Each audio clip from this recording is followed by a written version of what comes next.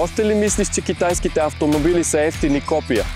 Сега ще ти покажа Geely Star Ray 4x4 с 2-литров двигател с 238 конски сили, с турбо, 4x4 задвижване, ненадмината конструкция с 8-степенна iSIM скоростна кутия с различни режими на шофиране.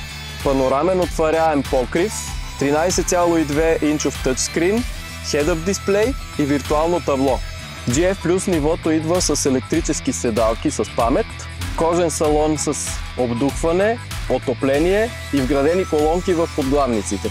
Колата е снабдена с 9 говорителя на Infiniti by Harman Kardon и системи за сигурност като адаптивен круиз контрол, система за предотвратяване на челен сблъсък и Lane Keep Assistant.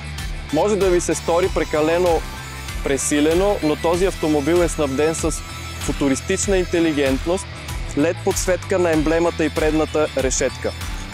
Автоматичен багажник с обем от 650 до 1610 литра, 20-инчови двуцветни алуминиеви джанти.